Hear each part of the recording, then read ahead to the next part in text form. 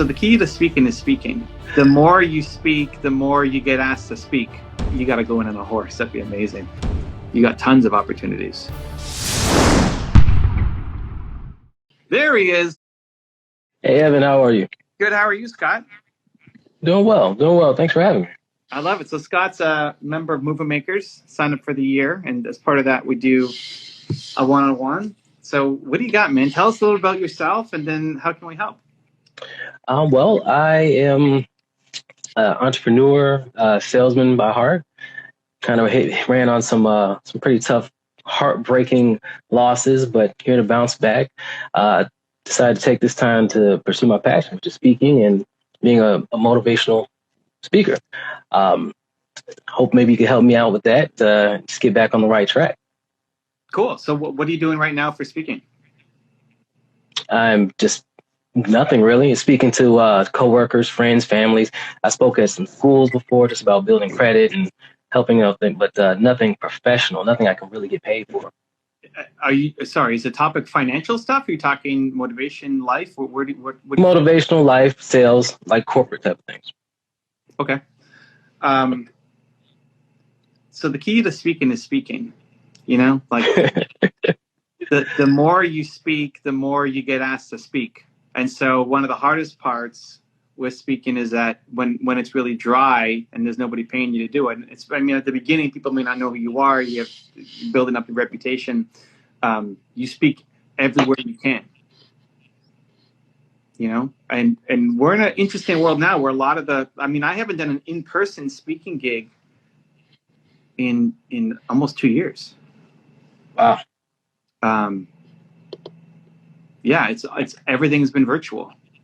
You know, my friend Brendan Burchard DM'd me yesterday to speak at his influencer event that's coming up in December, and I think it's the same thing. That it's going to be Zoom for now. Now, at some point, we'll get back to in person and normal life, and shaking hands and hugging and all because that's the best part. It's like all the people come up to you afterwards and say, "Scott, holy cow, you changed my life. That message was so amazing."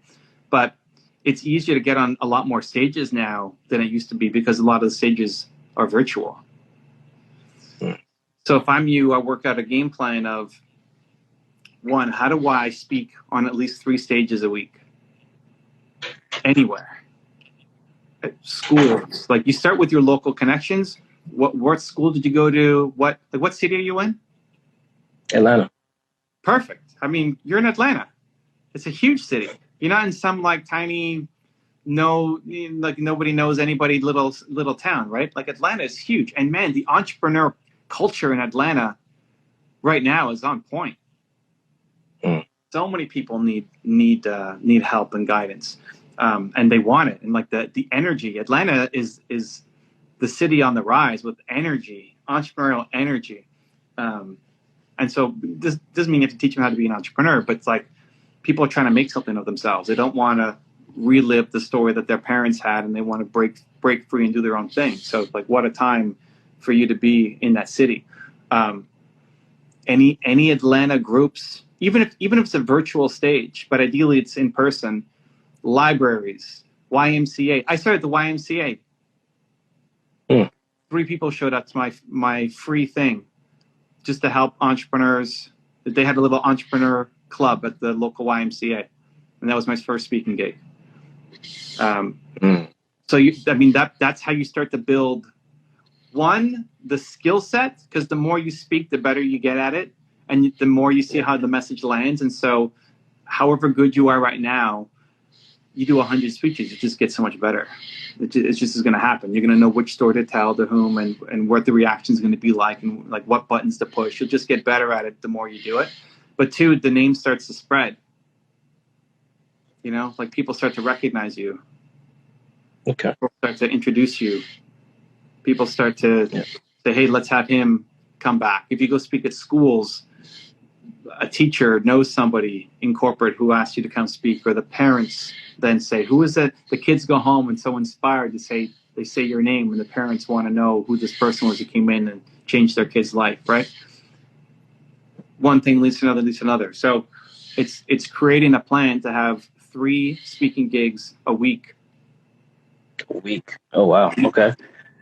Well, I mean, All right. listen, how fast you want to do this, right? I would love to get on a TEDx. That would be my goal here at some point. Okay, well, let's TEDx. So I was training an entrepreneur, and that was her goal. Was TEDx. Like, TEDx is easy. TEDx is like TED maybe, but TEDx is easy. There's a video on my channel. Lily Ma made it, Lily, and then Ma Ma, and that was her goal. It's like, I want to be a TEDx speaker. It's like, well, when do you want to hit that goal? Like, oh, like in a year. I'd love to be a year. Like that could happen tomorrow. Like TEDx is not that complicated, right? Yeah. Here's what you need to look for TED, and it's great, and it's a great portfolio piece, and it's great. That's exactly what I was thinking. Yeah, it's great practice too. TEDx, the two things to look at are, one, a lot of them are scheduling months in advance. So it's not that it's that difficult to get into, but you're looking at 2, 3, 4 months in advance what's coming to your area that you can be a part of. Because there's so many different TEDx's. It's not just TEDx like Atlanta. There's TEDx for some small school or the university or whatever. Like to create a TEDx is not that difficult, and there's so many of them. Are you willing to travel? Absolutely. So TEDx in California, you willing to go out there? Yeah. Then like when? Right now? Well, whenever. I mean, like when. Yeah, I'll go. Let's go. That's what I told Lily, and her first one was TEDx. We're in Toronto. She did TEDx Michigan. Like, how far are you willing to go? Like anywhere in the U.S. Okay, great. Because if you're going to and Toronto's a big city too. Toronto's, slightly bigger than Atlanta, but it's a big city, and there's lots that happen in our area. But if you open up America, there's stuff happening all the time. So on the TEDx website, you go and you look at any TEDx event that's happening 3 months plus out, and they have themes, and you just have to adjust your presentation to whatever their topic is, right? So if you're gonna talk about motivation, man, motivation applies to everything. Broad spectrum. Yeah. Everything. So if the TEDx is going to be about students, then you tailor your motivation for students. Okay. Right. If the TEDx is going to be centered around environmental issues, and okay, how do you have the motivation inside of your environmental cause to go and do it's a place, you just have to customize the pitch to whatever the theme of the TEDx event is. Okay. So if you're looking at things that are 3-4 months out, they're looking for applications. And you should watch the video in the channel, because Lily broke down exactly what they look for and how to stand out to make sure that you get the call back. Because when somebody's on the phone with you, you'll probably wow them, right? You're gonna, especially if your background in sales and all that, you'll be great. But it's getting that first Zoom call or phone call from your paper application or like submitted application. The other opportunity is local. Even honestly, it could be America wide if you want to put in the work, but sometimes people pull out. So they already have their schedule. They have their speakers booked back to back. Here's our day. We're going to do it. But then last minute, somebody cancels. Somebody can't make it. Somebody caught COVID. Somebody is sick. Somebody, whatever. You put your name forward and say, hey, I'm a speaker. I know you probably already booked your time.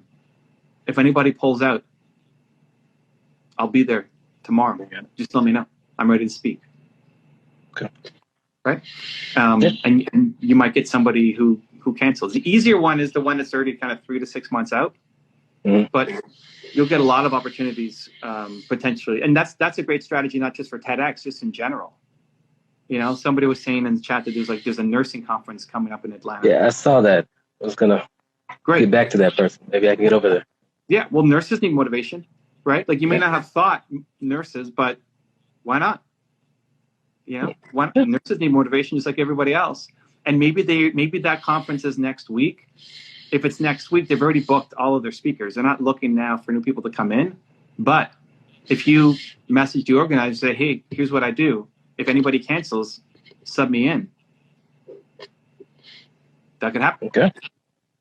You look at the trade center, like whatever convention center, trade centers in Atlanta, wherever people are, like whatever the big convention center is, you can go to their website and you can see all of the events that they have coming up. Okay. Evan, can I ask you a question? So from point A to point B, you know, like this is something like, you know, you getting out there, of course, doing smaller events. That's, you know, it takes some stepping out, a huge amount of stepping outside of your comfort zone. Mm-hmm. Just from going from point A to point B of being like, okay, this is what I do. Is it what kind of steps did someone like you take? Because you have a lot of people in your network who started from not necessarily a motivational speaking standpoint, or even just speaking in general. To be a great speaker, you just need a great story. It doesn't mean that you had to have sold your business for $100 million or something, right? You've been through something that other people can connect to, and they're going to see themselves in your story that then inspires them to go change their life somehow. So point A to point B, it starts by speaking, right? Like a TEDx is a great opportunity. It's great for the resume, and it's usually well filmed, right? So you have a good portfolio piece to be able to show other people, and it has some cachet. It's like I'm a published author, right? You know, great. I'm a TEDx speaker. You can put that in your bio, and they're not that difficult to get. Like my high school did a TEDx thing. Oh, wow. Like this stuff happened all the time. So yes, but like you could be the TEDx. You could go try to set the record for the most TEDx speeches across America. Yeah, I don't know who has it, but like go and apply to every TEDx across America. That's 3 to 4. There's a website that shows, like TEDx website will show you all the events that are happening and who's accepting speakers, and then you apply to all of them and say, I'll travel to Seattle, I'll come to New York, I'll go to Chicago, I'll go to Miami. I love that idea. I love that idea. I'm gonna definitely try for that, just to set the bar like real high. Yeah, do 100 TEDx talks. You'll be the guy who then is the expert on TEDx talks.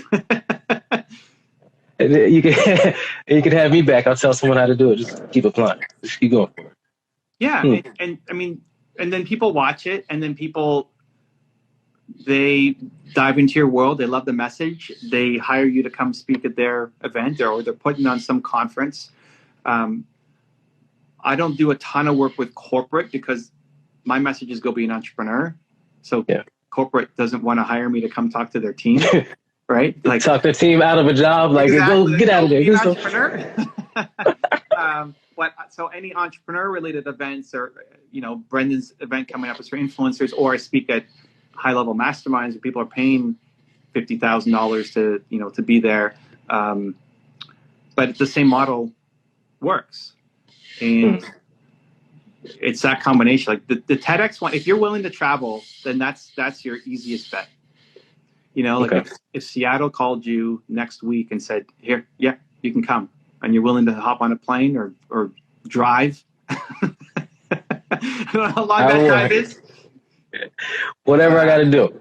Yeah, and then and that's part of the story. That becomes part of the story. It's like, I want to do 100 TEDx talks, and I don't know what the record is, but that could be part of the goal, and part of the journey is watching you go and say, hey, this is something important to me. I'm not going to wait for it to come to me, because the next Atlanta TEDx talk is in 6 months. I'm not waiting that long. I'm going to go out and find my opportunities. Absolutely. I love this.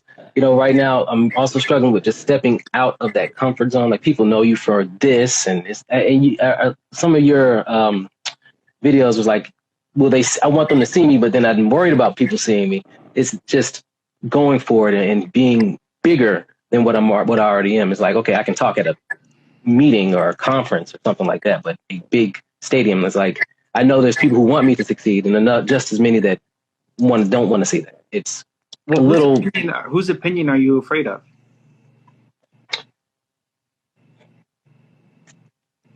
Tough. That's tough. I'm not really sure. No one's, I guess. Maybe getting another. Like, what if that affects me getting a job, or just a lot of things run through your mind.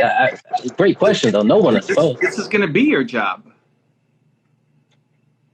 Like you're going to end up, this is going to be your business, right? Where you're now speaking around the world, spreading your message and selling books and courses and training or whatever ultimately you want the speaking to be a platform for.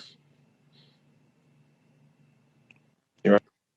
You know, and anybody who like might see your stuff, who is a employer, like if you have a job right now, everybody's got some kind of side hobby that they're doing. And if they're not happy with your side hobby, maybe they're not the place that you should be at anyway. Yeah. Like if you have a job and you're worried about your boss seeing your stuff, the best thing you can do is crush it for your boss. Like whatever your 9 to 5 is or whatever hours you're working at, go and crush it for them to give you air cover to do whatever else you want. Like if you're a marginal employee and you're just kind of towing the line and just doing the basics and the bare minimum, then it's easy to fire you for a ton of reasons, right? It's like anything. This guy sucks. I don't like the shirt he wore today, so that's it. He's gone.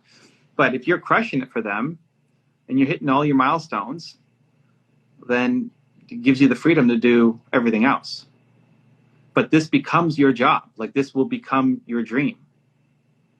Mm. Okay. You want to get paid to speak, and then you get to choose. Like TEDx, you're not paying to speak. TEDx, like you're gonna pay out of your pocket to get there, right? Mm. Drive, fly, walk, horseback, whatever. To get to, you got to go in on a horse. That'd be amazing. That'd be great for the video, right? Like, yeah, exactly. But and the journey becomes like I want to be a great speaker. I've got a great message inside me. I need to get this out to the world.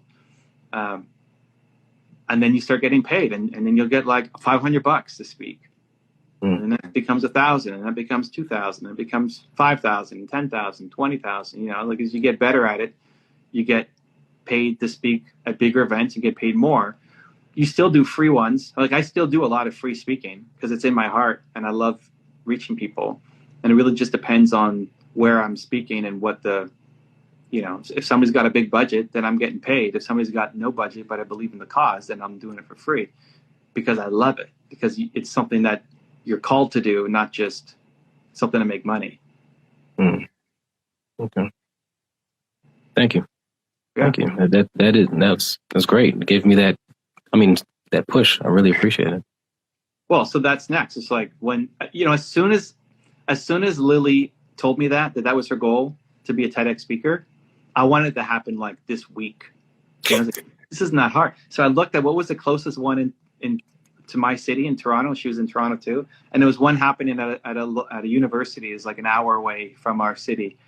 And just put on by the students, like technology, TEDx, whatever. And her first thought was, well, I can't talk about technology. You can, of course you can, because you're talking about motivation. And of course it fits into every field. So I tried to reach out to the organizer because it was happening in a couple of days. And I said, hey, I've got a great speaker for you. I'd love to have her on your stage. Let me know what I was willing to throw down. Like, hey, you want to come and go live with me on my channel? I'm happy to give you some promotion as well, just to show that it was possible. He didn't see the message in time. So it didn't end up happening. But we used to be surprised at how many of those opportunities are there.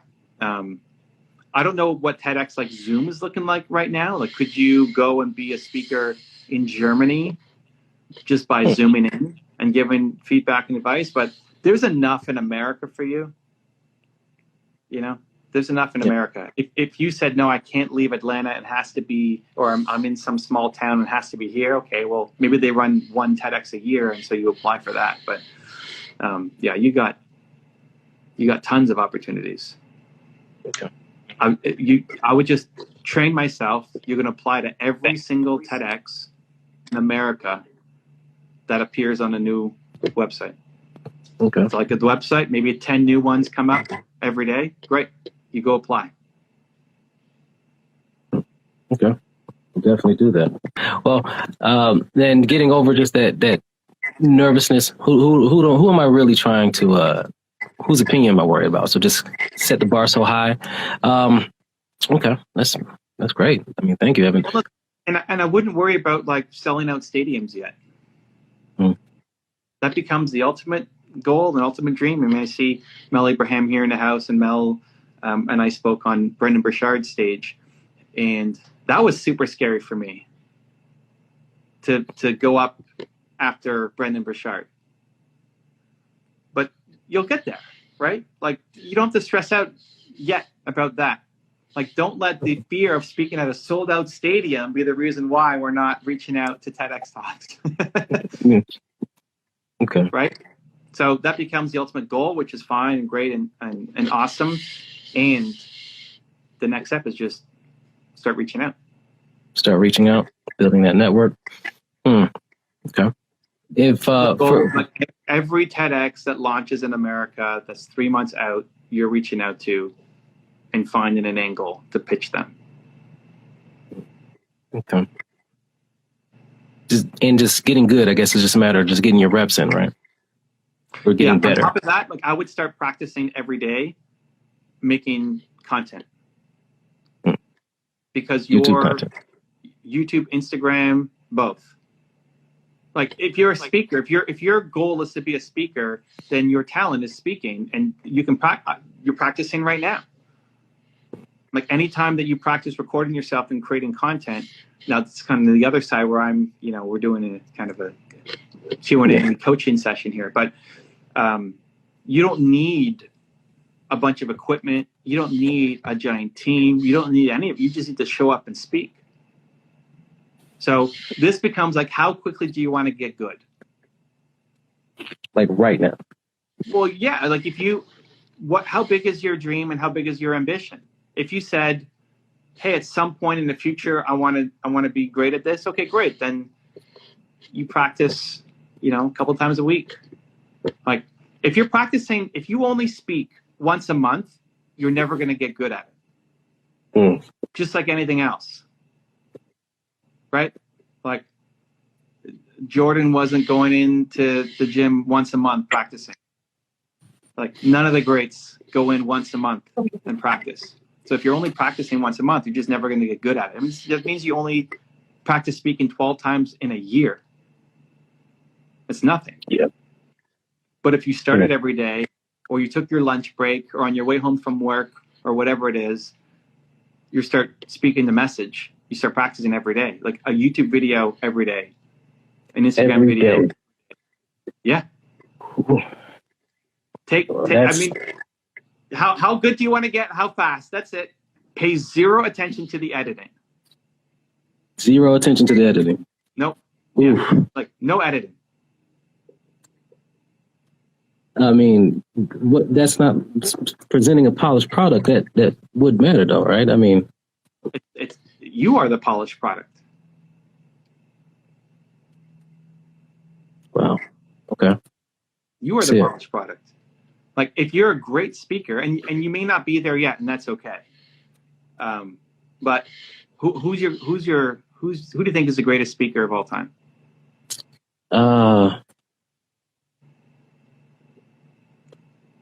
I like E.T. He's, that's kind of my jam right there. You're great too, though. I love you, though. You're great. I'm humbled to be in the same conversation as E.T. But for me, it's young Les Brown. I love Les Brown too. But you want to go E.T., that's great. Like, E.T., how did he get started? Did you see the early E.T. videos? Yes. Well, not how early, not super early, no. Early. E.T. was like in his backyard with terrible lighting. But E.T. just shows up. Now, he's also gotten a lot better over the years as a speaker. But E.T. does not need the fancy editing. And if you worry about editing every video, making it perfect, you're training yourself on the wrong skill. You're training yourself to be an editor instead of being a great speaker. Okay. Yeah, okay. That's a great point. So, I love that. I love that. I love that. I love that. Yeah. Okay. So if you want to get better quickly, then every day you do a rant or a speech or something. Like, it's not just this. This will train you to be a much better speaker, because typically when you're speaking, you're sharing the same story over and over and over and over and over again. Mm-hmm. This is a different audience, which is fine. And your foundation story is important. But when you speak every day, it forces you to come up with new stories inside of the same message. So your message might still be the same of just go for it. Like if that's your message, go for it. Great. And you have your stories and your 5 like go-to stories. But if you're doing it every day, you got to think about, what did I do today that's going to go for it? Yeah. What did I do yesterday that's inspiring me to go for it? So it forces you to come up with new stories, which makes you a much better speaker, because now you can pull from a lot of different examples instead of just talking foundation. But yeah, train yourself that as soon as you press record, something fire is going to come out.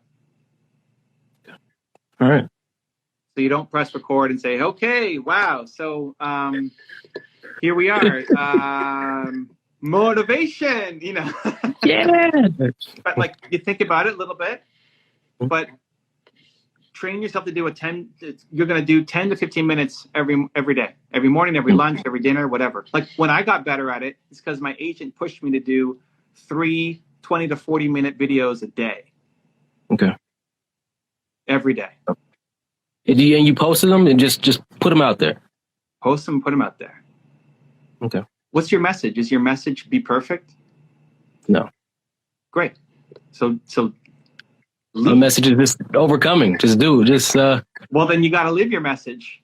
Got to do it. You got to live it. And then I want to be able to look back on your first video and say, man, that's how we started. That's awesome.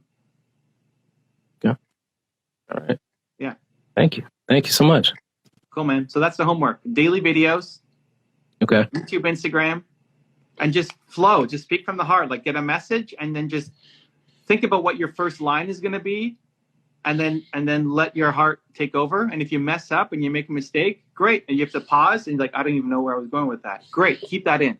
Post. Really? Okay. Just go. Okay. Go. Like, don't be the perfect guy. Because in watching some of the mistakes and slip-ups, you actually inspire more people. If you're really nervous and you don't know what to say, that's your video. Guys, I'm really nervous and I don't know what to say. Because I'm supposed to have all the answers and be this great speaker, and I'm stuck. All right. Post. Next, right? And if you have a daily video coming up, you're less concerned about what happened yesterday. Because you got this next. It's a moving train. Like I don't even know what videos I recorded 3 weeks ago. We made a mountain of videos since then. And then the TEDx to start getting on stages. All right, I'm gonna do it. I'll make it happen. All right, man. Looking forward to it. Thank you so much, sir. Good to have you, Movement Makers, too, man. Much love. Right. We'll see you soon. If you want to see another awesome one-on-one I did with an entrepreneur just like you, check out the video right there next to me. I think you'll enjoy it. Continue to believe, and I'll see you there. You know, I don't want to get on your bad side because I know I'm going to get yelled at and it's over. Sometimes the best push is a hug. Why did you do that?